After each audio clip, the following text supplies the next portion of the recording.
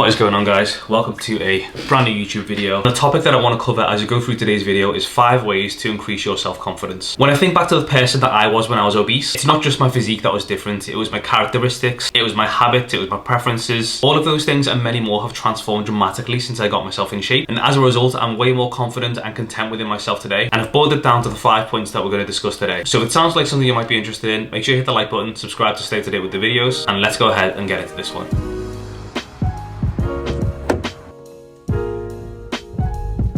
Okay, so the first thing to boost your confidence, and this by far has the least barriers to entry, it's something you can implement today if you wanted to, is really simply just to take care of your appearance. And I've broken this point 1 down again into like 3/4 things. The first of those being, hang on one sec, there's something in my lens here.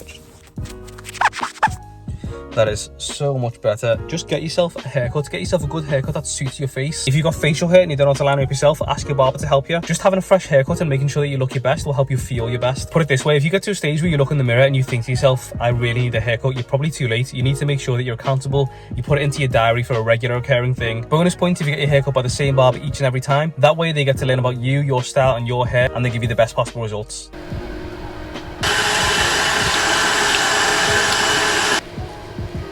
And the second super easy way to take a bit more pride in your appearance is to have a basic skincare routine. Now, you really don't need to overthink this one. I think if you get a decent cleanser, a decent eye cream, and a decent face cream, you're good. And here's how I would sell a skincare routine to someone. If I could say to you, you could feel 5% happier with what you see when you look in the mirror, all it would take is no longer than 5 minutes per day and no more than 50 pence worth of product. What would you say? I mean, I would take that personally. I think that's a good trade. Super simple, takes me no time at all, and you can see visibly once you've done it, your skin just looks better. It just does. You feel clean, you feel fresh, and for such a small investment of time and effort, I think that's a real no-brainer. And the third simple way to take a bit more pride in your appearance is to level up your fashion. Now, you don't need to be an expert in fashion to do this. All you've got to do is pick some items that actually fit you properly. They don't make you look like a child. Find some colours that go well for your skin tone. Colours like stone, tan, navy, beige. You can't really go wrong with colours like that. Try items in those colours with minimal branding. Look out for nice little details on the items rather than big logo brands. Even if you are keeping it casual in jeans and a t-shirt, just make sure you buy items that fit you properly. Remember that your clothing is supposed to actually complement your body, not just cover it up. If you want to delve a bit more into things like watches and jewellery, of course, yes, you can do that. But it's more important to have the core items addressed first. The fourth thing, and again, this is secondary to having your core items sorted, is a good fragrance. If you can pair a decent fashion sense with a good scent, you're definitely going to find yourself walking a little bit taller on a day-to-day basis. And on the off chance you're wondering what my go-to is, it is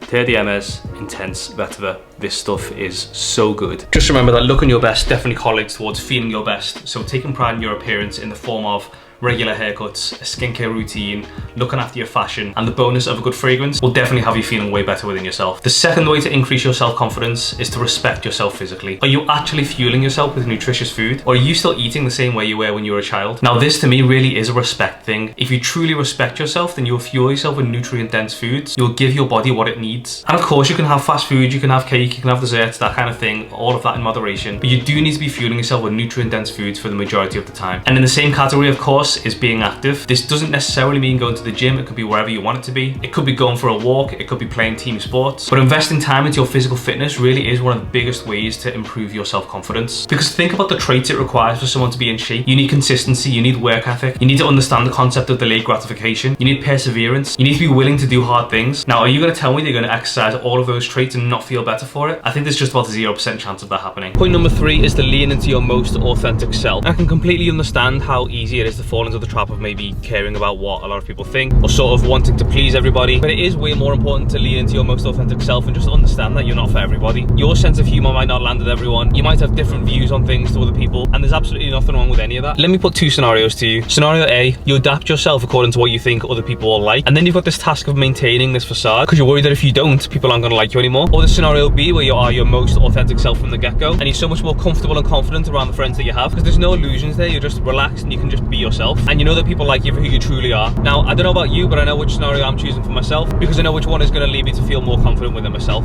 And following on nicely from this is point 4, stop hanging out with people that you don't want to hang out with. Now, as you get older, you naturally learn more about yourself, what you like, what you align with, what you tolerate, what you don't. And I think it's only normal that as you go through this journey, you might realize that you no longer fit in with friends that you once did. And it can be a really tough realization, especially if you've been friends with these people for a long period of time. And it kind of leads you to be faced with that scenario that we spoke about in the previous point. Do you adapt yourself in order to feel like you still fit in? Or do you take a step back from things that no longer serve you, or maybe that you've outgrown? And this is what some people label as the lonely chapter, where you've outgrown a version of yourself that fit in with your old circle, but you're not yet sufficiently developed in order to find your new circle. And that is a really tough position to be in. But you have to understand that if you ever find yourself there, it's a blessing. It's a symbol of the growth that you've made and the work you've put into developing yourself. And if you can get through it, there's absolutely no question that you'll emerge from the other side as a far more confident, content version of yourself.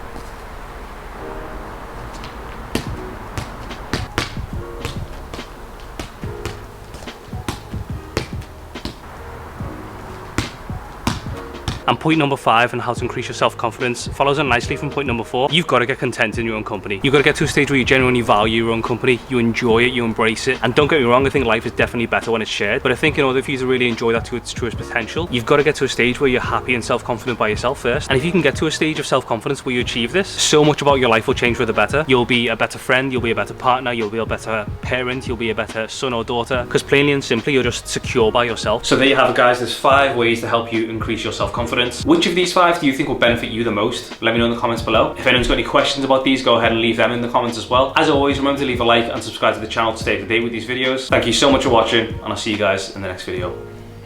Peace.